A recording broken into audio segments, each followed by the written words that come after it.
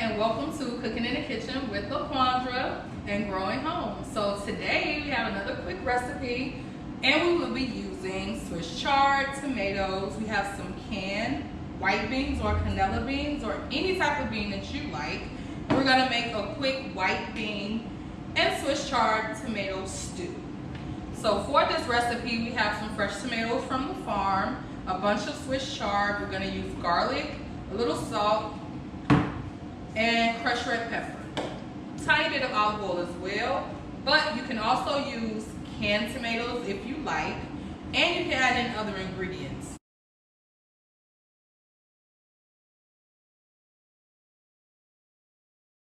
Hello everybody, this is Sarah, the dietitian from Heartland Alliance Health. We have a couple of things to talk about with this recipe, so we will start with the white beans. But there are a couple of different types of white beans, including navy beans and the ones that we're using for our recipe today, which are cannellini beans.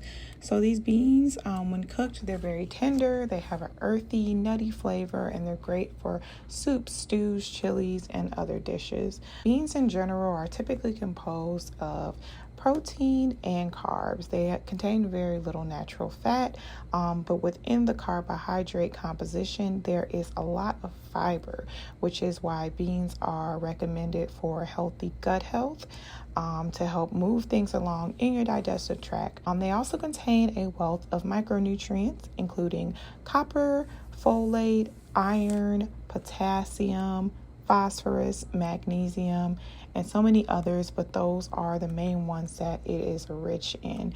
And so we always talk about iron, people needing more iron, needing to absorb more iron, as iron is the biggest nutrient deficiency worldwide. So you might want to put this on your list of foods for iron-rich food sources. So let's talk about Swiss chard. So what is Swiss chard? It is actually a type of dark green leafy vegetable, much like kale. It is highly nutritious and so very beautiful and bright vegetable. So Swiss chard has a very excellent source of calcium and magnesium, phosphorus, and potassium, and it also contains antioxidants alpha and beta carotene, lutein, and choline. So it's a very nutrient dense vegetable, and then with the high levels of magnesium, calcium, and potassium, it can help combat high blood pressure and combat cancer as well.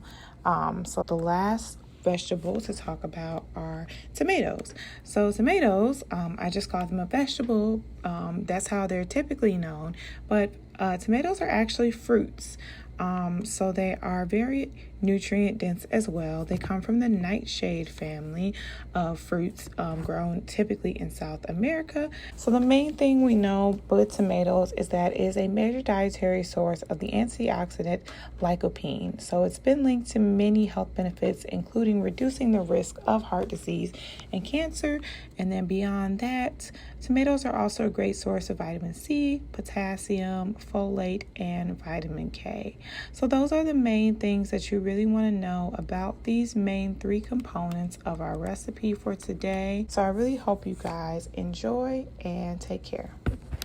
So first, of course, we start off with our freshly washed produce, and we're actually going to destem our Swiss chard because the stems tend to be hardier than the leaf itself. So if you're going to stew them, you would basically destem, chop the stem separately, add it to our water first, and then add the stems last because they cook very fast, very similar to spinach. So we're gonna start our process. I'm just gonna pick that portion off and try to leave the stems because again, they're way hardier and you don't want them to be undercooked.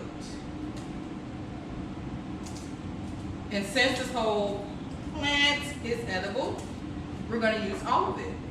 So typically it would look like this, and then you just chop this and set it aside until you get all of them together, and then you just add them to your water.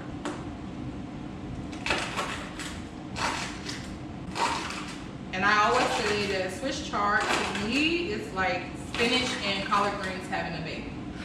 Because the stems are just like collard greens, and then the leaves put you in the mindset of spinach. So that's my little quick story about Swiss chard.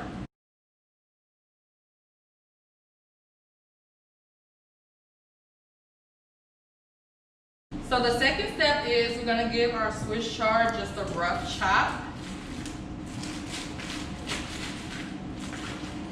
And you're supposed to boil them for about 8 minutes.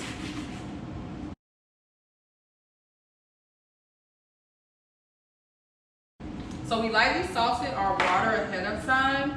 So like I said, we're gonna add the stems in first.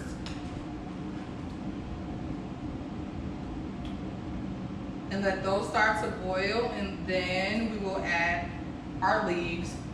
So I will let my stems boil for about 2 minutes earlier than the greens themselves, and then add the greens on top. So this recipe calls for tomatoes, and again, like I said, if you don't have fresh ones, you can add ones from the can. So I really just like to leave larger pieces of my tomatoes since I'm gonna cook it in the saucepan. But if you like smaller pieces, it's totally up to you. There's no right or wrong way to slice your tomatoes. So I used 2 tomatoes for this one, but you can use more if you like.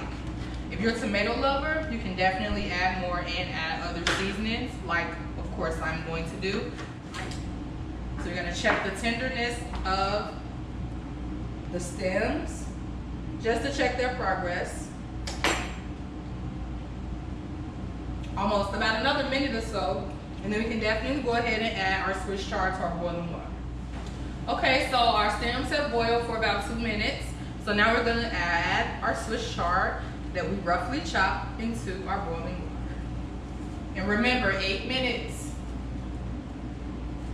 If you're like me, you can add a little bit of seasoning on top of it ahead of time. It's totally okay. There's really no right or wrong way to season your food. Just be careful with the salt, of course. But just stir that into the boiling water, and we're gonna cover it and let it simmer for about 8 minutes. So we're checking on our Swiss chard, checking its progress. And don't be alarmed if your water changes colors. That's totally normal. It's just from the color of the plant. But we're gonna drain that off anyway, so it won't stay pink for long. So we have about maybe 4 more minutes left of boiling. And then we move to our next step, which is to drain the water off of the Swiss chard. Any excess water, just squeeze it out with your hands if you don't have a colander. And it works the same way. And then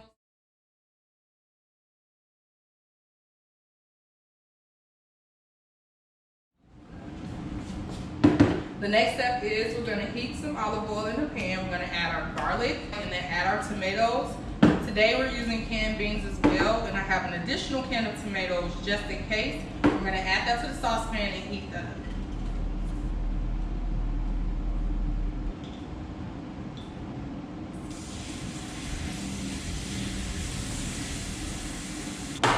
And a little bit of black pepper. And then I will add in my tomatoes. And again, we season to taste, so if you like a little bit more pepper, you can definitely go a little crazy.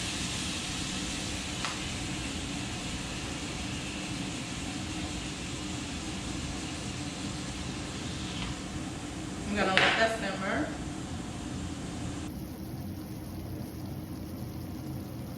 And we can also go ahead and add our beans as well and let them simmer together.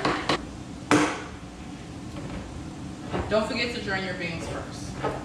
So once I open the can, I will rinse the beans and then add them as well.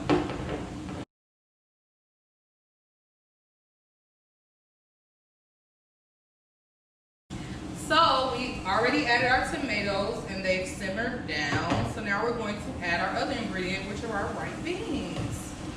I've already pre-rinsed those. We're just gonna stir them in and let the beans and the tomatoes simmer for about 2 to 3 minutes. And you can definitely layer on some more seasoning if you like. So I think I may add an additional splash or 2 of onion powder and a little garlic powder.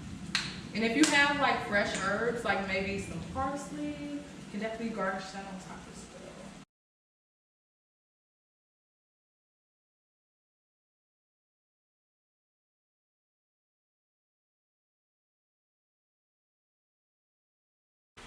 And you can see the tomatoes are already breaking down and creating a sauce.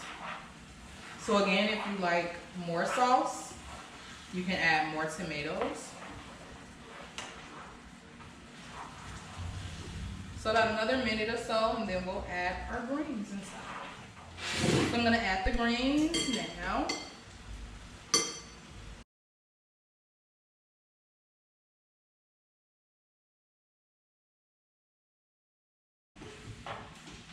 And then we're just gonna make sure that everything is mixed in pretty well. I'm gonna cover this and let it simmer for about 2 to 3 minutes. And after that, we will be ready to plate and serve. And then peek in our pot and see what our progress is. And it smells great. And you can go ahead and give it a quick taste just to see if you need to add additional seasonings. Because again, we season to taste, but I prefer to use lots of herbs or salt-free seasonings. And if you need salt, sea salt or pink Himalayan salt as well works well too. And then I also use lots of garlic. So.